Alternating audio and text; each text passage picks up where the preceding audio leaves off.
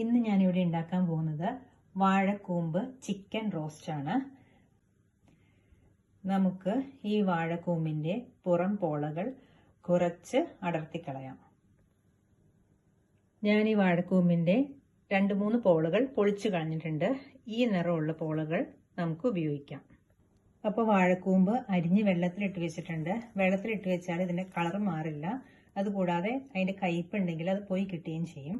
ഒത്തിരി ചെറുതായി അരിയണമെന്ന് നിർബന്ധമില്ല. ഈ ഒരു വലിപ്പത്തിൽ അരിഞ്ഞാൽ മതിയാവും. അപ്പോൾ ചിക്കൻ ഇവിടെ കഴുകി മുറിച്ച് വെച്ചിട്ടുണ്ട്. കുറച്ച് സ്കിന്നുള്ള ചിക്കനാണ് നല്ലത്.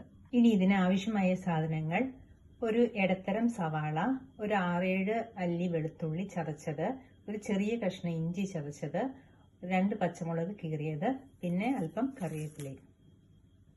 ഇനി ഇതിന് മസാലയ്ക്ക് വേണ്ടി 1 ടീസ്പൂൺ പെരിഞ്ജീരകം, 4-5 ഗ്രാമ്പൂ, 1/2 ടീസ്പൂൺ സിന്നമൺ പൗഡർ, 1 നുള്ളി ഏലക്കാപ്പൊടി, 1/2 ടീസ്പൂൺ കുരുമുളക് പൊടി, 1/2 ടീസ്പൂൺ മുളക് പൊടി, കാശ്മീരി മിക്സ് ആണ്, 1/2 ടീസ്പൂൺ മഞ്ഞൾപ്പൊടി.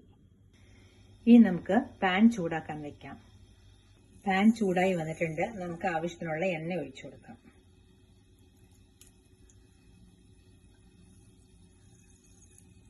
കുറച്ച് കടുകിട്ട് കൊടുക്കാം.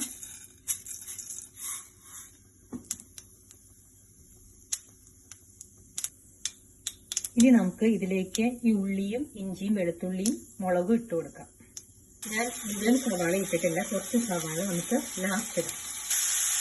കറിവേപ്പില ഇട്ട് കൊടുക്കാം. എന്നിട്ട് നന്നായി ഇളക്കി കൊടുക്കാം. സവാള വഴണ്ടി വരാൻ കുറച്ച് ഉപ്പ് ഇട്ട് കൊടുക്കാം.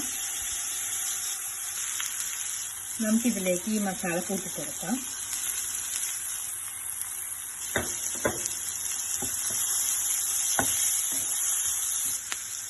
നമുക്കിതിലേക്ക് പൊടികൾ ഇട്ട് കൊടുക്കാം. പൊടികൾ നന്നായി മൂത്ത് വരുന്നവരെ ഇളക്കി കൊടുക്കണം.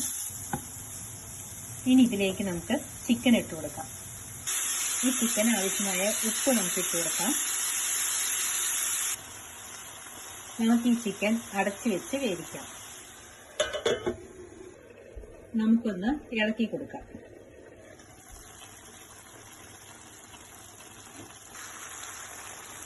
ഇളക്കി കൊടുത്തിട്ടുണ്ട്. നമുക്കിനി ഒന്നുകൂടെ മൂടി വയ്ക്കാം. നമുക്കിത് തുറന്ന് ഇളക്കി കൊടുക്കാം. ഇനി നമുക്കിതിലേക്ക് ഈ വാഴക്കൂമ്പ് വെള്ളം കളഞ്ഞിട്ട് ഇട്ട് കൊടുക്കാം. നമുക്ക് ഈ വാഴക്കൂമ്പിന് ആവശ്യമായ കുറച്ച് ഉപ്പൂടെ ഇട്ട് കൊടുക്കാം. എന്നിട്ട് നമുക്കിത് ഇളക്കി യോജിപ്പിക്കാം. അപ്പോൾ ഇത് നന്നായി മിക്സ് ചെയ്ത് കൊടുത്തിട്ടുണ്ട്. നമുക്കിനി കുറച്ച് നേരം കൂടെ മൂടി വെച്ച് വേവിക്കാം. നമുക്കിനി ഇതൊന്ന് തുറന്നു നോക്കാം.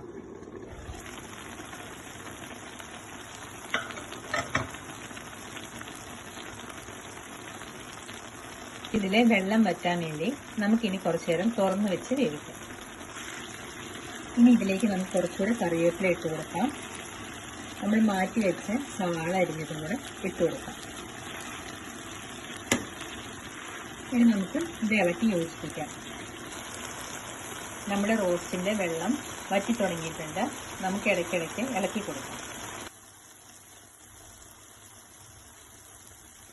അപ്പോൾ നമ്മുടെ ചിക്കൻ വാഴക്കൂമ്പ് റോസ്റ്റ് റെഡിയായി വന്നിട്ടുണ്ട്. ഇനി നമുക്ക് സ്റ്റൗ ഓഫ് ചെയ്യാം. കുറച്ച് വെളിച്ചെണ്ണ ഒഴിച്ചു കൊടുക്കാം.